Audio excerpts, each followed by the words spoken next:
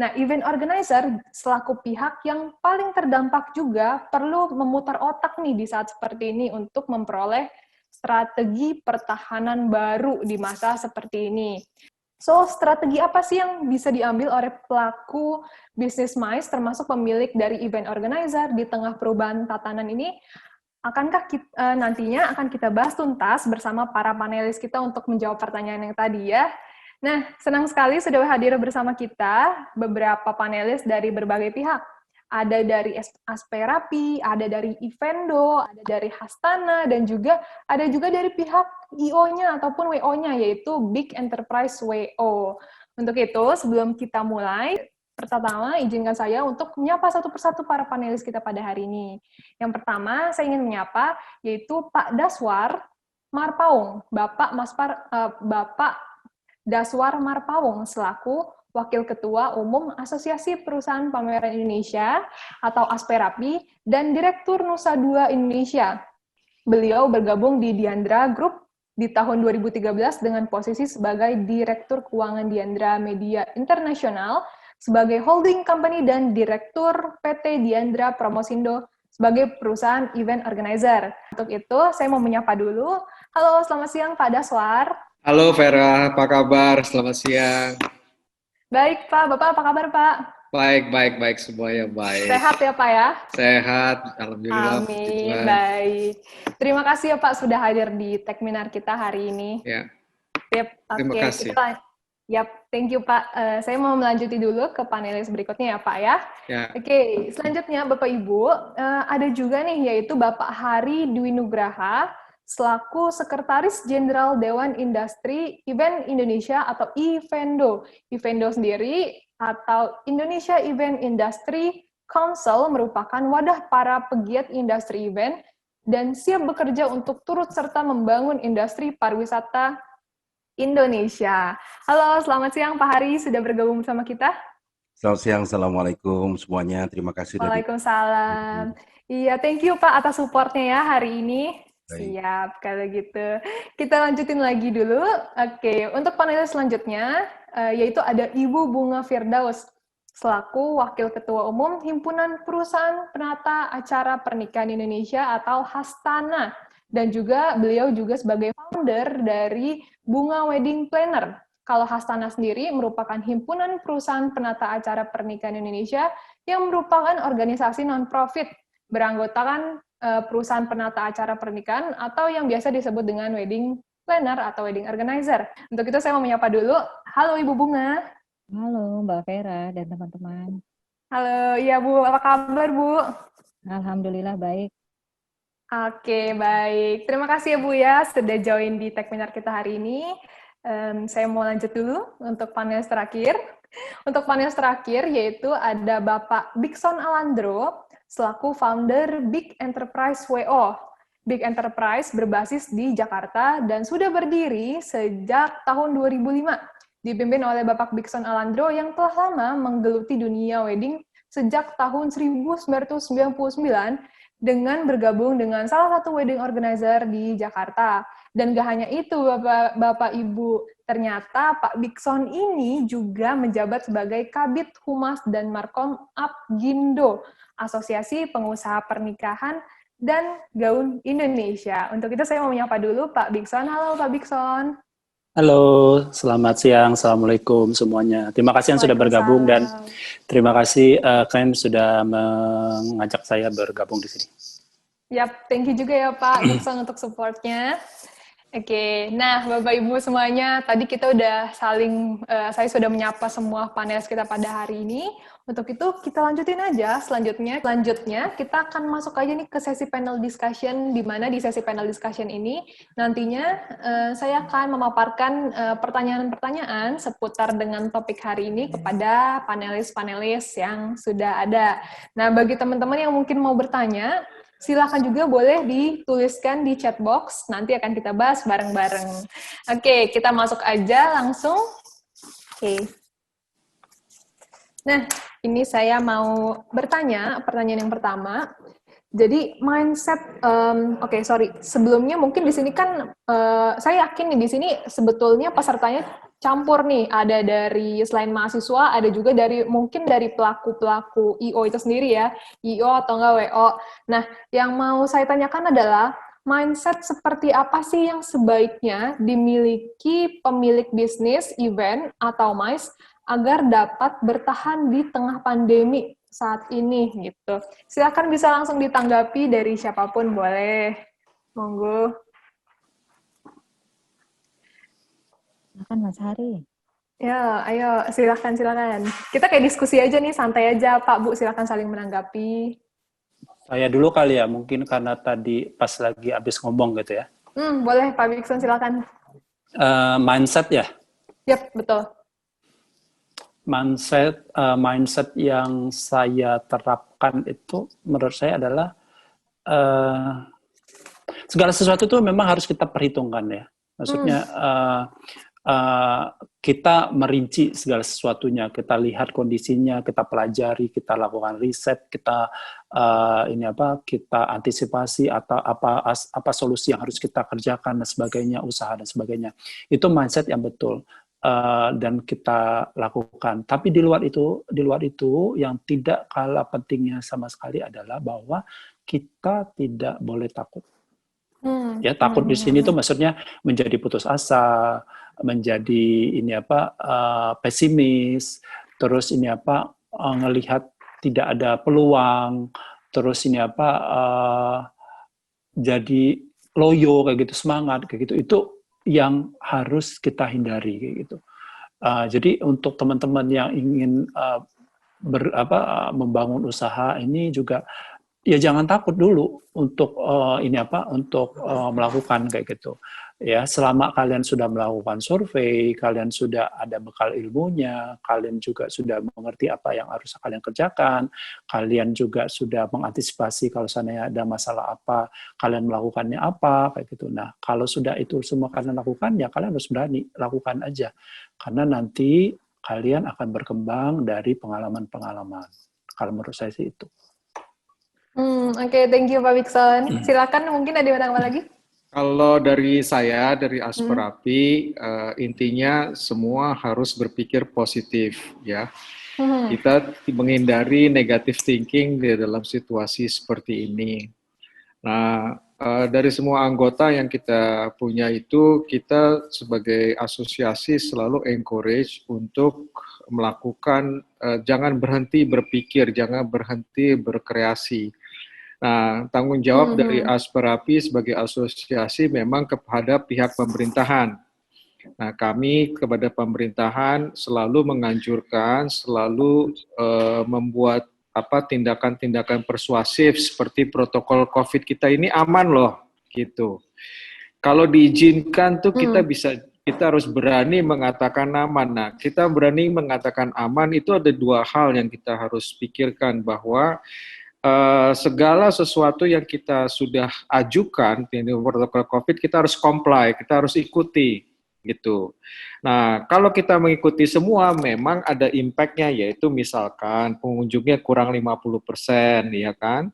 Kemudian agak lebih mahal lagi karena harus pakai digital, misalkan registrasinya mesti pakai digital, harus pakai disinfektan dan segala macam, ada cost. Tapi kami merasa lebih baik kita mengadakan sebuah event dulu, ya kan, baru kita ngomong margin. Tadi sudah sampaikan rekan saya Pak Hari tadi, margin makin tipis dan segala macam. Nah, itu memang udah konsekuensinya. Namun kan ini kan sementara. Kita suatu saat akan melewati COVID-19 dan semua akan normal kembali, baru kita regrouping. Tapi jangan kita pesimis dalam ada pandemi ini, kita harus positif tetap melakukannya. Nah, sekarang yang bisa dilakukan ini kan hybrid, misalkan virtual, hybrid dan segala macam, itu lakukan aja dulu gitu. Kita harus lakukan, kita selalu support anggota-anggota kita yang mau melakukan event. Karena pada dasarnya event itu sebenarnya akhirnya kita offline yang kita tujukan, tujuannya itu offline gitu. Nah, sekarang kita mesti pakai online dulu sementara ini, ya nggak apa-apa gitu kan, untuk satisfy bahwa tidak terjadi terpaparan, karena yang kita khawatirkan adalah terjadi klaster baru di setiap event misalkan, itu juga kita mesti hindari. Jadi dari kami kita tetap harus positif, kalau bisa dari kami tetap mengajukan perizinan kalau bisa dari pemerintah daerah maupun dari kementerian sebenarnya juga support gitu, sebenarnya support. Cuma masalah kesehatan ini memang penting sekali yang kita harus dikhawatirkan. Suatu saat kita bisa masuk, jadi untuk para anggota tetap positif. Nah, kiasat-kiasat yang kita harus punya selama ini yang kita harus perhatikan gitu, misalnya cost dan segala macam kekuatan kita selama pandemi ini sampai di mana. Itu aja dari saya gitu. Terima kasih, Vera. Oke, thank you Pak Daslar untuk tanggapannya. Silakan bisa dilanjuti. Nambahin dikit ya, Mbak Vera. Boleh, Jadi silakan. kalau kita bicara tentang mengembangkan bisnis, mau bisnis kita apapun sebetulnya kurang lebih benang merahnya hampir sama. Tadi ada di dalam singkatan Hasana itu, adaptif dan solutif. Itu sebetulnya bisa diterapkan dimanapun. Jadi kita perlu memiliki mindset juara. Mindset juara itu artinya enggak terlalu fokus terhadap sesuatu yang bikin kita down, atau sesuatu yang bikin kondisi kita memang lagi tidak begitu kondusif, tetapi fokus kepada peluang, walaupun sekecil apapun itu. Nah, jadi yang akan merajai market sebetulnya adalah bukan yang produk yang paling mahal atau paling bagus, tetapi orang yang paling jeli melihat peluang itu. Dan orang yang paling bisa menjadi solusi bagi kebutuhan orang lain, bisnis apapun itu. Jadi mudah-mudahan pesan ini bisa berguna buat teman-teman, mau menjalankan bisnis apapun, jadilah solusi buat orang lain. Gitu. Oke, baik. Thank you Bunga untuk tanggapannya. Dari Pak Hari mungkin, silakan Pak Hari mau tambahin. Ya, terima kasih. Mindset yang dari kami, apalagi dari saya secara pribadi, sejatinya ada dari 3 hal, sekedar menguatkan bahwa at the end of the day, apabila kita memulai mindset, saya pikir yang dimulai pertama belum mindsetnya kali ya. Saya kira sepakat untuk stay healthy dulu kali ya, sehat dulu kali ya. Dalam posisi pandemi ini, yuk kita mulai untuk terus menjaga kesehatan kita dulu, baru kita menciptakan mindset kita. Ini menurut saya. Jadi stay healthy menurut saya adalah saat ini yang harus secara paralel terus harus kita jaga. Setelah kita sehat dulu, saya berpikir zaman sekarang ini memang sudah berubah. Maka mohon izin saya menggunakan kalimat bahasa sananya itu kan extraordinary consciousness, tapi bagi saya bahasa Betawinya adalah tetap menjaga kewarasan. Ya. Tetap waras ya. Harus betul-betul sadar bahwa ini memang berbeda sekali ya. Medan perangnya berbeda. Nah, ketika sudah sehat terus kita menjaga kewarasan, yang terakhir menurut saya adalah ya memang harus cari jalan yang berbeda untuk mendapatkan hasil yang berbeda dengan cara yang sama. Saya kira tidak fair. Untuk mendapatkan hasil yang berbeda dengan cara harus dengan cara-cara yang berbeda. Saya kira begitu. Setuju. Oke, thank you Pak Hari untuk tambahannya. Mungkin saya mau sedikit menambahi juga ya, tadi ada satu poin yang ngena banget di saya pribadi gitu ya. Jadi kalau tadi itu dari dari Pak Daswar tadi ada sempat mengatakan bahwa jangan berhenti berkreasi gitu. Menurut saya ini poin yang menarik banget gitu buat kita gitu, karena kita sendiri sebetulnya event organizer sama ya, keren itu kita sebagai pelaku ya, sebagai event organizer. Nah, ini kena banget di saya, karena kenapa? Karena kita tahu ya, tadi seperti yang data-data yang sudah disampaikan Pak Hari juga, bahwa banyak event organizer yang mungkin saat ini sedang tidur gitu ya, lagi ya nggak bisa ngapa-ngapain gitu ya. Nah, itu yang kita alami juga di beberapa bulan kemarin gitu. Nah, tapi akhirnya kita di bulan Juli memutuskan untuk ya kita fokus sama solusinya, kira-kira apa yang harus kita lakukan supaya tetap bisa eksis gitu. Nah, akhirnya inilah yang mulai terlahir, kita melahirkan Techminar di masa-masa sulit kemarin itu. Jadi ini teknologi webinar ini kita adakan tercipta di masa dimana waktu itu kita lagi susah-susahnya gitu ya, makanya kita bikin sebuah event yang kita mulai deh, kita online gitu, kita bikin event setiap Selasa dan Kamis tuh pasti kita adain Techminar gitu, dan akhirnya berjalan sampai hari ini, seperti itu sedikit cerita juga sih jadinya, gara-gara tadi Pak Daswar ngomong kalimat itu jadi wah keinget gitu kan cerita kemarin. Iya. Oke, sip. Thank you ya Bapak Ibu semua untuk tanggapannya. Kita beralih lagi ke pertanyaan berikutnya gitu ya. Oke, nah bagaimana sih tren pelaksanaan event di Indonesia di masa pandemi dan juga di pasca pandemi kira-kira nanti? Kalau misalnya sekarang itu kan mungkin banyak event yang ya kayak kita gini nih, mungkin banyak yang online segala macam. Dan nanti kalau misalnya selesai pandemi, kira-kira apakah orang sudah mulai nyaman dengan event-event online gitu ya misalnya, atau mereka kayaknya sih enggak sih, mereka akan tetap touch itu penting gitu kan misalnya, lebih orang lebih tertarik secara offline gitu. Mungkin bisa ditanggapi, silakan. Jadi begini, Mbak Vera, tren offline dari event-event offline itu adalah tujuannya gitu. Jadi tidak banyak yang menginginkan online karena online banyak kelemahannya. Misalnya Zoom aja lah ya. Untuk membahas satu topik aja kita bisa berjam-jam gitu. Jadi untuk terlalu fokus gitu. Sedangkan offline itu kan bisa mata kita bisa milih kemana saja dalam waktu yang sama. Nah ini yang dilakukan misalkan di China misalkan. Di China itu exhibition itu sudah dilakukan, sudah berjalan. Dan itu tetap mereka itu berbondong-bondong. Di Thailand, di Bangkok misalnya, ada event otomotif di situ. Itu tetap yang datang itu ratusan ribu orang datang dengan protokol COVID-19.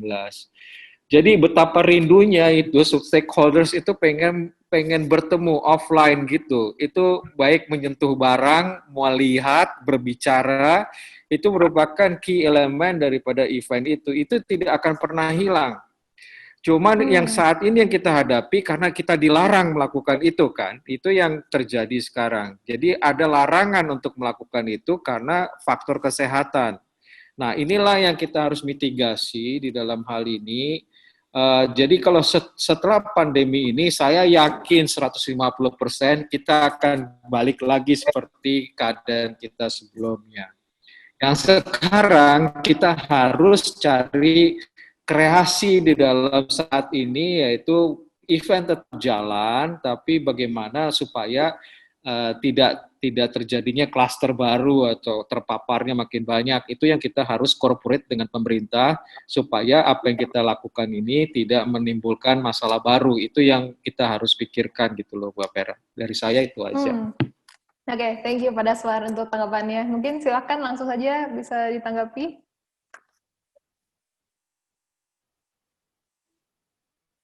Dikit nambahin aja, Mbak Vera. Boleh, silakan Bu. Iya, memang pada dasarnya manusia itu kan punya kebutuhan untuk berinteraksi. Itu yang tidak akan bisa hilang, sama seperti kebutuhan untuk menikah.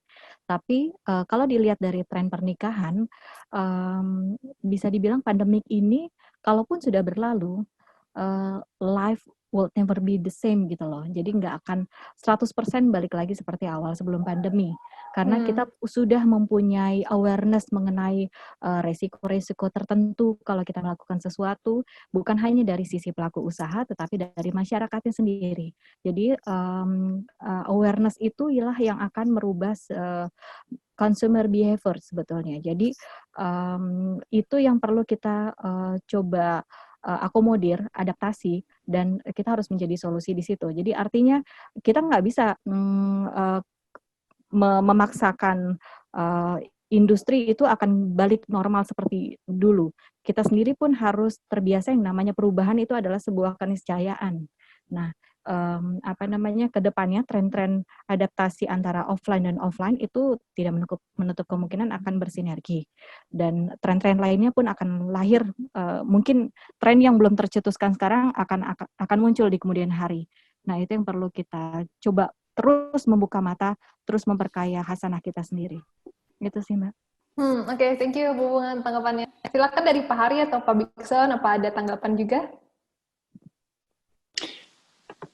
Pak Bikson, monggo. Saya Pak Hari ya, makasih Pak Hari. Kalau saya melihatnya, ini masih akan ada trauma secara psikologis sepertinya ya. Dan bukan berarti itu nanti offline-nya tidak bisa. bukan berarti ini offline-nya tidak bisa. Prediksi saya sih akan menjadi offline, tapi akan lebih hati-hati dalam pelaksanaannya, ya, dan akan mengacu kepada pelaksanaan selama masa pandemi ini, tentunya dengan pengembangan ya. Jadi jumlah orang yang akan hadir nanti juga akan meningkat secara bertahap, tapi tidak yang signifikan seperti yang masa sebelum pandemi. Dan dan itu sendiri nanti juga akan menjadi satu kebiasaan. Akhirnya nanti akan menjadi satu kebiasaan, dan orang sudah tidak lagi melihat atau menjadikan standar satu besarnya wedding itu berdasarkan berapa banyak jumlah orang yang hadir. Ya, jadi standar penilaian terhadap suksesnya atau bagusnya besarnya wedding itu bukan lagi dari jumlahnya, tapi lebih kepada bagaimana wedding itu bisa melayani tamu-tamu yang hadir semaksimal mungkin. Yang hadir itu mendapatkan pelayanan super premium, dan yang hadir itu bisa pulang dengan memori yang kuat terhadap ini pestanya siapa. Jadi bukan lagi datang hanya ngantri salaman terus ngantri makanan, foto terus pulang. Nanti itu akan lebih banyak interaksi antara yang mengundang dengan yang diundang. Menurut saya sih akan seperti itu. Oke. Siap, thank you Pak Bikson untuk tanggapannya. Dari Pak Hari, ada tambahan? Silakan Pak. Ya, saya sepakat dengan Mas Bikson tadi statement ya. Tapi saya ada angle berbeda. Angle saya begini, bahwa sejatinya virtual experience, kalau boleh saya katakan, atau virtual teknologi, digital teknologi yang kita tadi sampaikan, bahwa sejatinya itu hadir jauh sebelum COVID, ya. Kalau saya punya data, gini deh, ada Viver.com. Viver.com itu sudah menciptakan virtual conference dan virtual trade show itu di 2016, gitu ya. Ya, ada www.virtualexpo.com itu juga dari tahun 2017, gitu ya. Jadi sejatinya hadirnya pandemi ini adalah justru semakin mempercepat saja, gitu ya, mempercepat dan mempertajam daripada segala kebutuhannya. Nah, yang kemudian menarik seperti yang Pak Bikson tadi sampaikan, akhirnya nanti melahirkan mazhab-mazhab, melahirkan sebuah kantong-kantong pasar yang multiple, yang justru semakin menarik nanti, begitu ya. Ada kantong-kantong pasar yang memang saat ini, seperti saat ini sedang membuka, ada sebuah survei dari Event MD, itu justru ke depan karena nanti ada isu-isu environmental, naiknya kos-kos biaya, sehingga orang makin susah terbang ke sana sini, gitu ya. Makin akhirnya ada mazhab yang memang justru hybrid menjadi bagian daripada keseharian, gitu ya. Tapi ada mazhab juga yang memang menginginkan adanya live engagement, gitu ya. Sehingga justru bagi saya ke depan nanti menjadi kaya, ya. Opportunity bisnis makin terbuka. Tidak saja untuk bisnis loh, ada opportunity talent loh buat anak-anak muda sekarang. Ada opportunity tenaga kerja baru ya, spesialis baru yang nanti akan muncul ya. Para digital masters nanti yang akan muncul, yang akan menjadi bagian yang tidak terpisahkan daripada yang tadi Mbak Bunga tadi sampaikan. Dunia udah totally different gitu ya. Begitu menurut saya. Oke, siap. Terima kasih Pak Hari untuk tanggapannya. Mbak Vera, aku boleh tambahkan lagi, Mbak. Aku boleh ya, aku tambah Pak. Ya. Aku setuju sekali dengan yang disampaikan Pak Adi tadi, bahwa faktor lingkungan di sini akan sangat berpengaruh sekali kayak gitu ya. Lingkungan di sini adalah tidak saja lingkungan secara alam ya, tapi lingkungan dalam arti kata bagaimana kita memposisikan diri atau eventnya kita, dalam hal ini wedding ya, dalam hal saya itu wedding. Nanti menurut saya orang akan lebih terbuka lagi pikirannya, orang tidak terkotak-kotak lagi dengan standarisasi yang sudah ada, standarisasi yang melihat kemewahan itu hanya dilakukan di venue-venue tertentu, hanya dilakukan dengan gaya-gaya tertentu. Tidak. Nanti orang akan melihat bahwa keberagaman itu adalah satu kemewahan. Ya, jadi venue wedding itu nanti bisa aja dilakukan tiba-tiba di pinggir sungai kayak gitu ya, misalnya di area pegunungan tapi di pinggir sungai kayak gitu. Tiba-tiba saja misalnya satu pesta pernikahan itu tiba-tiba bisa dilakukan di kayak di daerah terpencil kayak gitu. Jadi ini memang orang itu nanti itu akan menjadi lebih bisa memahami segala sesuatunya. Kalau dulu sebelum pandemi orang merasa ada ide sedikit yang berbeda, orang langsung anggap itu sesuatu yang nggak wajar. Gitu. Kalau nanti menurut saya orang itu akan semakin lebih bisa memahami dan menerima ide-ide baru. Walaupun ide itu terlihat mungkin kalau sekarang agak aneh, tapi menurut saya 5-10 tahun yang akan datang itu bisa diaplikasikan. Jadi orang itu akan terbuka pikirannya bahwa kita tidak perlu lagi terbelenggu dengan standarisasi yang sudah ada, yang sudah dibuat oleh orang-orang sekarang. Justru saatnya sekarang ini kita melakukan terobosan-terobosan sendiri. Kita harus mikirin sendiri. Kita harus mencari peluang. Kalau berkaitan dengan wedding bisa dibikin di mana kayak gitu. Apakah harus di venue-venue mewah atau mungkin kita bisa bikin di tempat-tempat yang eksotik, apalagi Indonesia ini banyak sekali kepulauannya dan sebagainya kayak gitu. Jadi betul sekali faktor lingkungan di sini akan berperan nantinya dan orang akan lebih terbuka wawasannya menerima segala sesuatu yang sifatnya revolusioner. Jadi teman-teman nih anak-anak muda nih mahasiswa-mahasiswa yang lagi join di sini, jangan takut untuk bermimpi. Ya walaupun mimpi kalian sekarang itu tampaknya kok kayaknya nggak mungkin dilakukan sekarang, tapi belum tentu beberapa tahun yang ke depan. Karena memang didukung dengan kondisi yang sekarang. Sekarang itu kan kondisinya orang semakin lebih terbuka melihat sesuatu itu lebih bisa memahami. Oke, thank you Pak Bikson untuk tanggapannya. Oke, kita lanjut lagi aja ya, masuk ke pertanyaan berikutnya. Nah, pertanyaan berikutnya nih saya mau nanya Pak Bu, setiap masa sekarang gitu ya, lagi pandemi itu pasti ada tantangan, termasuk juga pasca pandemi. Nah, yang mau saya tanyakan adalah tantangan apa sih yang nanti pemilik bisnis MICE setelah masa pandemi itu berakhir gitu? Ya, silakan.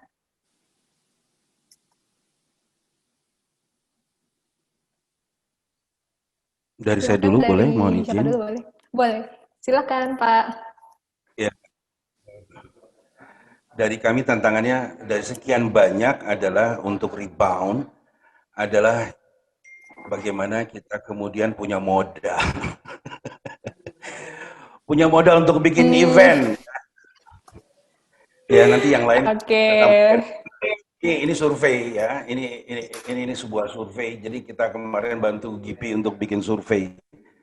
Bagaimana terus kemudian kita untuk bisa meneruskan pemulihan recovery nanti ya, hampir 67,87% kita menginginkan adanya likuiditas ya, membantu likuiditas. Oleh karena itu asosiasi sedang melakukan permintaan ya, lobby ke pemerintah. Kita sedang pengen dua hal nih. Yang pertama adalah kalau bisa dapat bantuan dana murah ya. Dan yang paling penting dana murahnya itu jaminannya SPK. Ya. Dan jaminannya SPK ketika menang tuh ya. Terus yang kemudian kalau nanti ada LSP, LPS-nya ada kegiatan, kita pengen ini nih, kalau boleh ada DP, ya kan, ada DP. Ya karena itu suatu hal yang lumrah ya, likuiditas kita ya. Saya pikir rebound-nya di sana ya, tantangan kita nanti sama-sama. Itu yang dari kami. Mungkin Mbak Bunga, Mas Daswar, Mas Bikson punya sisi lain. Ya. Boleh nambahkan dari sisi industri pernikahan, khususnya wedding Silakan. organizer. Jadi sebetulnya pandemi ini punya hikmah tersendiri terhadap industri pernikahan, khususnya wedding organizer. Pada saat dulu orang membutuhkan wedding organizer itu untuk mengarrange acara yang dianggapnya yang mewah aja deh, baru gue pakai WO. Atau acara yang melibatkan VIP banyak, baru mereka pakai WO.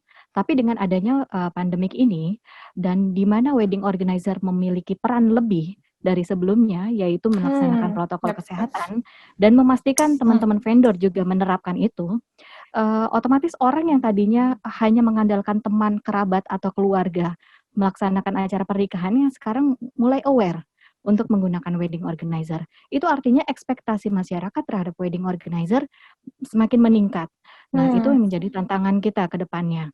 Jadi artinya kita harus bisa melaksanakan amanah itu dengan baik, karena pada saat market mulai mempercayakan acara sakralnya terhadap kepada kita, itu sesuatu yang nggak bisa dianggap remeh, karena itu momen sekali seumur hidup mereka. Itu sih. Jadi kalau dari Hastana sendiri, tantangannya adalah mencoba yang tadinya menerapkan standar pelayanan yang baik,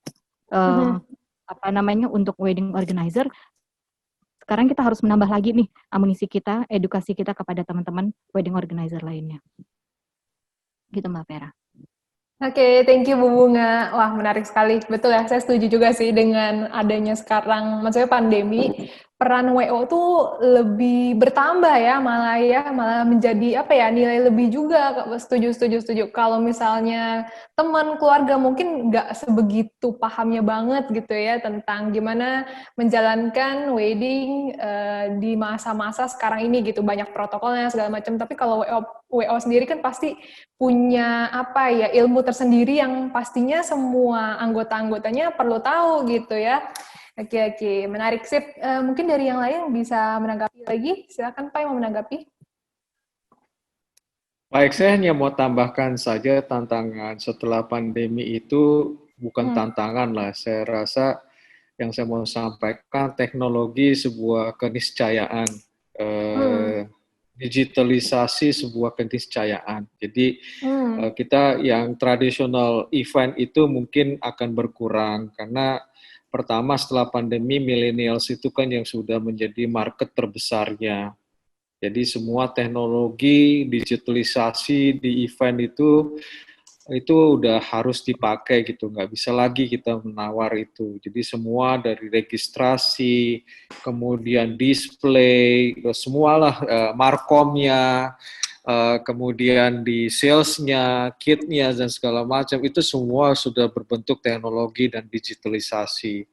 Yang kedua adalah yang tadi akibat karena terlalu banyaknya virtual, hybrid juga itu merupakan suatu keniscayaan gitu di event setelah pandemi, tidak hanya offline dan ini juga harus online. Tapi ini ada bagusnya juga supaya menambah sebuah keramaian di sebuah event dengan penambahan daripada virtual eventnya. Jadi ini yang menurut saya agak rame kalau kita pikirkan setelah pandemi ini, gitu, Mbak Vera. Oke, thank you Pak Dasar untuk tanggapannya. Mungkin ada lagi dari Pak Biksan, mungkin silakan. Ya. Ini kita bicara mengenai tantangan ke depannya kan. Nah, tantangan ke depan. Oke, kita ini rata-rata yang hadir di sini itu usianya berapa kalau saya boleh tahu? Rata-rata kan paling 30-an kayak gitu kan peserta-pesertanya ini kan ya. Dan yang sering koreksi saya kalau saya salah kayak gitu. Yang sering ngikutin webinar terus hybrid, Zoom dan sebagainya itu kan rata-rata kan anak-anak muda kayak gitu kan. Yang generasi tuanya kan enggak. Tantangannya itu adalah di sana. Wedding itu adalah sarana untuk bersosialisasi kalangan-kalangan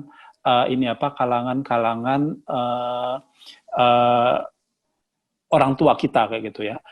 Mereka tuh mereka nggak main sosial media ya, mereka nggak yang berkumpul maksudnya dalam kerja dan sebagainya. Salah satu momen penting itu adalah pernikahan, di mana itu momen mereka ingin bertemu dengan teman-teman temannya dia, relasi-relasinya dia, dengan orang yang pernah membantu hidupnya dia, dan sebagainya. Nah, jadi keinginan untuk membuat pesta dengan tamu yang banyak itu masih ada. Ya.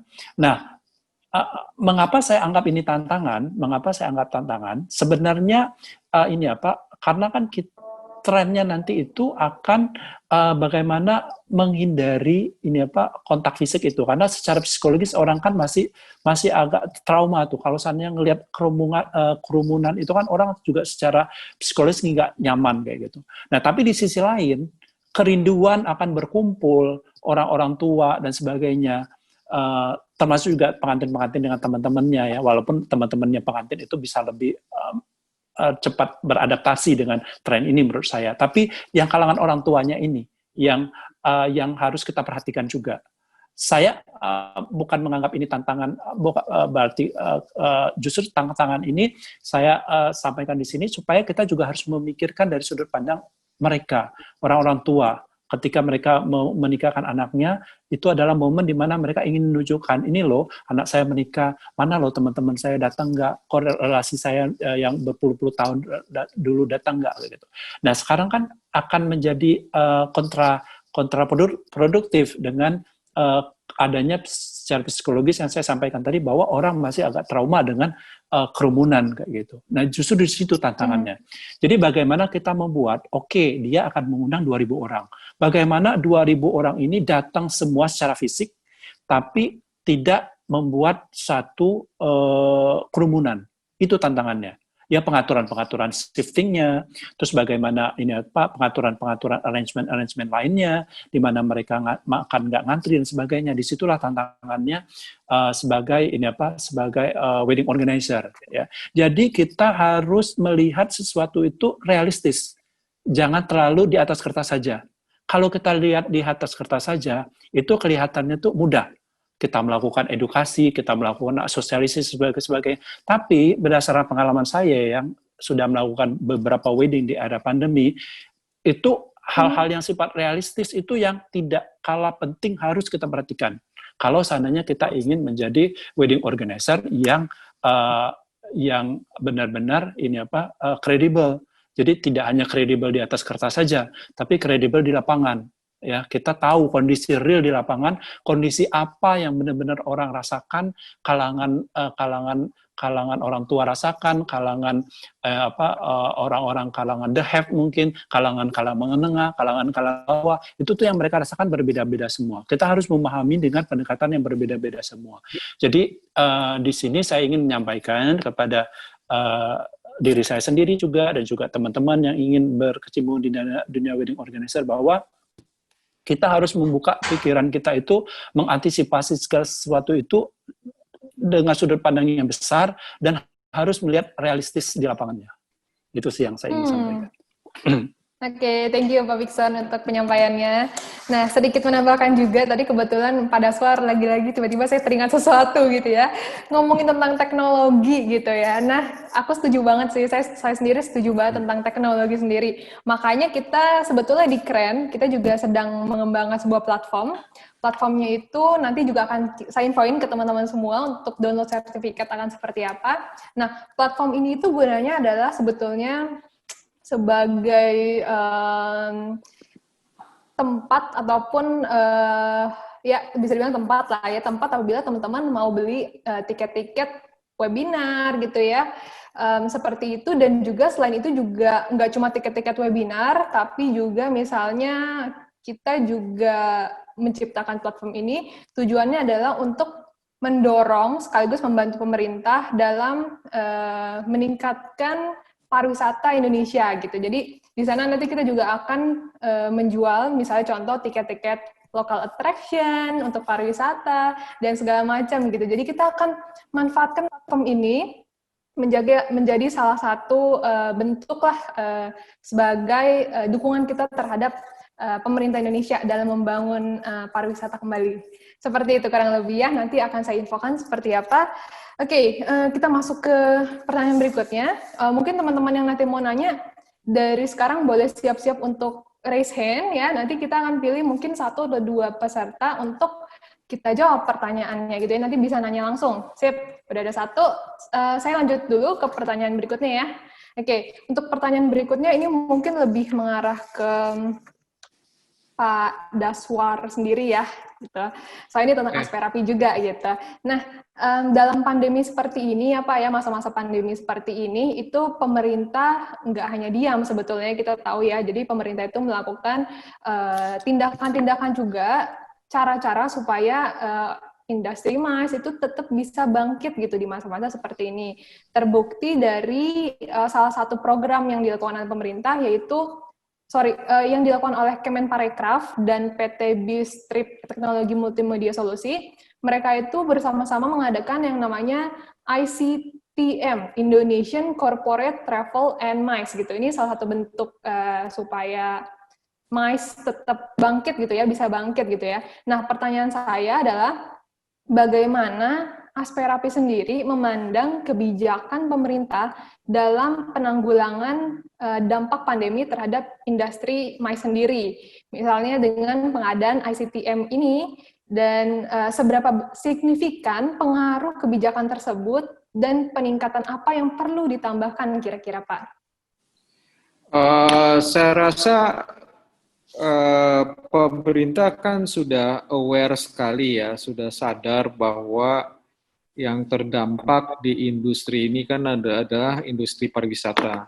Jadi pemerintah itu sudah melakukan segala cara untuk menolong industri pariwisata, baik dari relaksasi pajak maupun daripada kemudahan-kemudahan yang lainnya. Sementara waktu stimulus-stimulus yang dilakukan adalah melakukan sosialisasi yang sifatnya hybrid dan segala macam di tempat-tempat destinasi-destinasi yang menjadi destinasi unggulan sementara ini, kayak di Jakarta, di daerah lainnya, Bali, dan di tempat-tempat yang lainnya.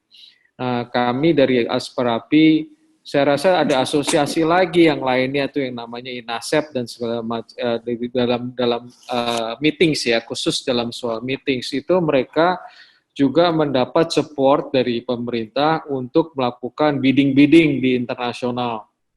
Jadi bidding-bidding di asosiasi-asosiasi internasional seluruh dunia, pemerintah itu melakukan actual support loh dalam soal dana gitu ya, dalam soal membantu bidding-bidding kita supaya menang.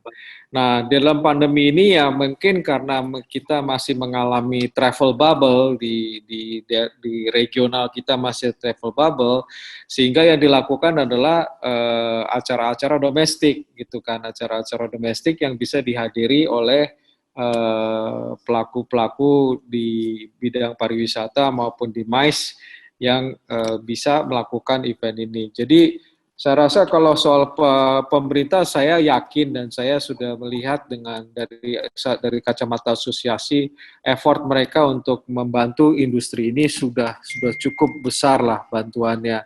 Cuman di dalam soal infrastrukturnya memang masih kendala, kayak misalkan penerbangan kita kan harus pakai rapid swab dan segala macam lah, itu yang kayak gitu-gitu yang mungkin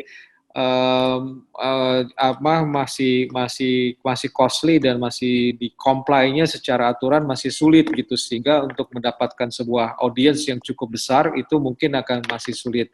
Tapi di dalam soal pendukungan dalam bentuk dana itu saya yakin pemerintah sudah mengalokasikan dana yang cukup besar untuk industri pariwisata gitu Bu Vera. Oke, thank you Pak Daswar. Ya. Siap. Thank you untuk jawabannya.